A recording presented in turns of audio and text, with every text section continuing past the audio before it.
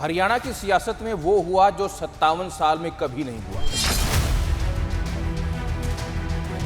जबरदस्त विरोध और 10 साल से चल रही एंटी इनकम्बेंसी एक तरफ और नतीजे एक तरफ। बीजेपी ने हरियाणा में वो कर दिखाया जिसका उसे भी शायद अंदाजा नहीं था।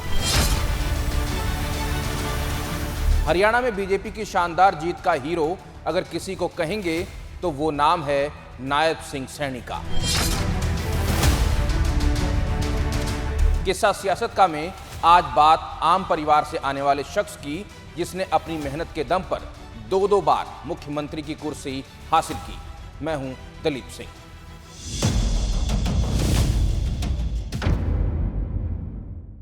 दिन था 6 अक्टूबर 2024 का। पत्रकार नायब सिंह सैनी से पूछ रहे थे कि 2 दिन बाद नतीजे आने वाले हैं, लेकिन आपकी पार्टी ग्राउंड पर पिछड़ गई है और एग्जिट पोल इसकी पुष्टि भी करते हैं। तब नायब सैनी का जवाब था कि इन सवालों का जवाब 8 तारीख को जनता देगी। तब ये कांग्रेस वाले कहेंगे ईवीएम खराब है। इस बयान को सियासी बयान समझकर सब अपने अपने घर चले गए। 8 अक्टूबर को जब नतीजे आने शुरू हुए तो रुझानों में बेहद पीछे चल रही बीजेपी के दफ्तरों और नेताओं के घर पर सन्नाटा छा गया। लेकिन फिर देखते ही देखते बाजी ऐसे पलटी कि हर तरफ नायब सिंह सैनी की चर्चा होने लगी। गठबंधन की मदद से दूसरी पारी पूरी करने वाली बीजेपी को बहुमत मिला। इस भारी जीत के दिन से 6 महीने पहले के समय में जाकर देखें तो जब मनोहर लाल खट्टर ने कुर्सी छोड़ी तो अचानक से नायब सैनी को मुख्यमंत्री बना दिया गया। कहा जाने लगा कि आने वाले विधानसभा चुनाव के लिए बीजेपी ने बलि का बकरा ढूंढ लिया है। लेकिन नायब सिंह सैनी और पार्टी के रणनीतिकारों के दिमाग में कुछ और ही चल रहा था। नतीजे आए तो सियासी पंडितों के तर्क धरे के धरे रह गए।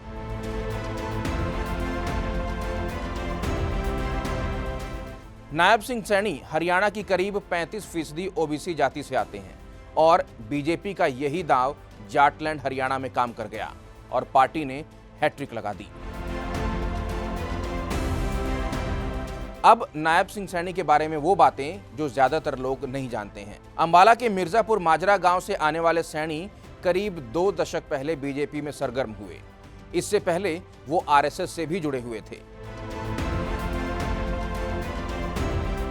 कानून की पढ़ाई करने वाले सैनी को शुरुआत में पार्टी दफ्तर में कंप्यूटर ऑपरेटर का काम मिला, पर सोचिए कंप्यूटर ऑपरेटर से काम शुरू करने वाले सैनी का सियासी ग्राफ कैसे बढ़ा होगा।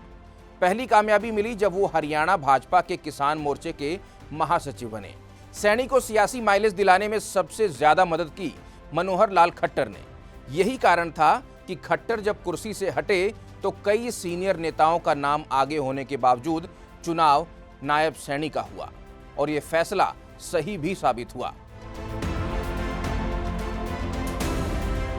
साल 2014 में सैनी को भाजपा ने अंबाला इलाके की नारायणगढ़ विधानसभा क्षेत्र से चुनाव लड़वाया था। सैनी जीते और 2015 से 2019 तक हरियाणा सरकार में राज्य मंत्री भी रहे। फिर आया 2019 का लोकसभा चुनाव। सैनी यहां भी कामयाब हुए, कुरुक्षेत्र से सांसद चुने गए। फिर 2023 में उन्हें हरियाणा भाजपा अध्यक्ष भी बनाया गया, पर उनके सियासी ग्राफ को बड़ा उछाल मिला अचानक 6 महीने पहले जब उन्हें मुख्यमंत्री बना दिया गया। उसके बाद सियासी कद और बढ़ा जब उन्हें बीजेपी ने कुरुक्षेत्र की लाडवा सीट से मैदान में उतारा। सैनी खुद भी जीते और पार्टी को भी ऐतिहासिक जीत मिली। दिलचस्प बात यह है कि खट्टर थोड़े गर्म मिजाज आदमी हैं, पर उनके उलट सैनी मिलनसार नेता हैं। यही खूबी पार्टी के अंदर और बाहर लोगों को पसंद आई। सैनी को कुर्सी पर बैठे कुछ ही दिन हुए थे कि विधानसभा चुनावों की घोषणा के कारण सैनी को जनता का मूड बदलने के लिए केवल 2 महीनों का समय मिला। सैनी तुरंत काम में लग गए। उसका नतीजा सबके सामने है। मिर्जापुर माजरा गांव का नौजवान पार्टी को बड़ी जीत दिलाकर जब गांव वापस गया तो मां ने बेटे का कुछ ऐसे स्वागत किया। इसके बाद पंचकूला पहुंचकर खुद अमित शाह ने सैनी के लिए मुख्यमंत्री की कुर्सी का रास्ता साफ करवा दिया। इतना बड़ा विश्वास जो हरियाणा की जनता ने आज तीसरी बार कंटिन्यूटी के अंदर ये भारतीय जनता पार्टी के ऊपर किया है, ये विश्वास ये नरेंद्र मोदी जी की नीतियों का विश्वास है, ये नरेंद्र मोदी जी की ही गारंटी है जिसके ऊपर आज हरियाणा ने विश्वास किया है। और ये प्रण हरियाणा के लोगों ने लिया है कि हम मोदी जी के उस संकल्प को 2047 तक जो विकसित राष्ट्र बनाने का संकल्प आदरणीय मोदी जी ने लिया है उसको आगे बढ़ाने का हम कार्य करेंगे।